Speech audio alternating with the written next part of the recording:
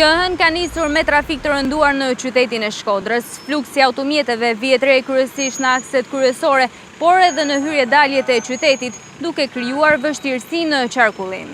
Qyteti i Shkodrës po përballet me trafik të rënduar këtë fillim jave, si pasojë e shtimit të ndjeshëm të qarkullimit të automjeteve. Fluksi më i madh është vërentur në akset kryesore, në hyrje-daljet e qytetit, si dhe pranë zonave me lëvizje të lartë.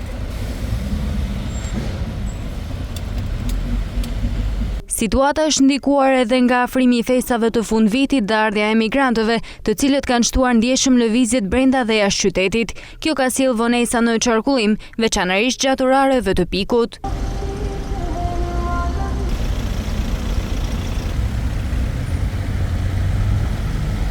Për menaxhimin e situatës në terren janë angazhuar punonjësit e policisë rrugore, të cilët po punojnë për lehtësimin e trafikut në qytetin e Shkodrës. Autoritetet apelojnë për kujdes dhe respektim të rregullave të qarkullimit, me qëllim lehtësimin e lëvizjes për të gjithë qytetarët.